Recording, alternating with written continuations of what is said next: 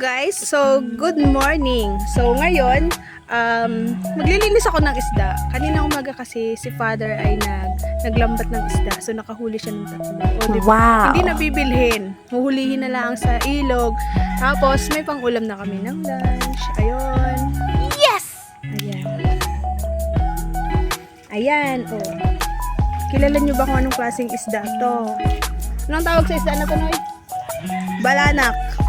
Balanak. Yun. Yung isa buhay pa, pero tinanggalan ko na siya ng tiyan. Ayan. Ayan, guys. O, diba? Ayan. So, pray na yung lunch namin. May pangulam na kami. Magluluto ng isda na nahuli ni father. Ako na rin naglinis. So, ngayon maghahanap naman ako ng panglahok na gulay. So, gusto ko lagyan ng malunggay. Diba? Gusto ko inasiman. Ayan, guys. So, paano yan? Ang taas ng malunggay. Ayan, ito ang puno. Ayun. So, ang taas niya. Aakitin natin.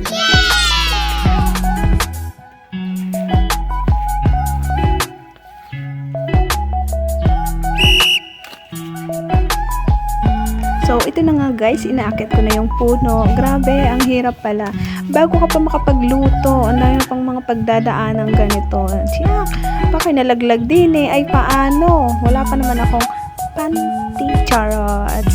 Ayan. So, mataas nga yung malunggay sa amin. So, ang gagawin ko, puputulin ko na lang yung sanga.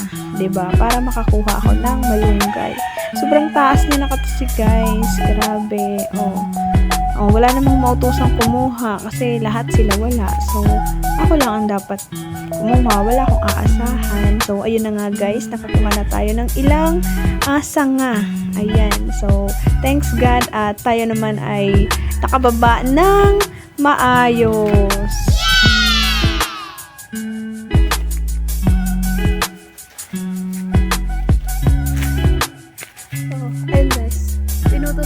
Sanga kasi ang hirap na kukain ang taas. So, ayun, kailangan talaga siyang putulin. So, ito na nga, nakakuha na tayo ng malunggay. Ngayon, kukuha naman tayo ng kalamansi. Wow! Yun. Ayan. Siyempre, hindi to sa amin. Siyempre, kung magpapaalam na rin. So, call, alam kung makikita mo to sa video. So, pahingi akong kalamansi. Woo!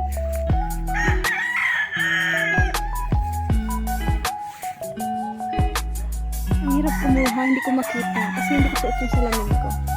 Tara guys, hanap tayo.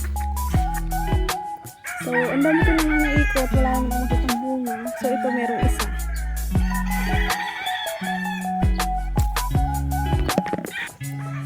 Ang hirap naman magnakaw ng kalamansi. Tara, nakuha ko guys. Iisa. Yun.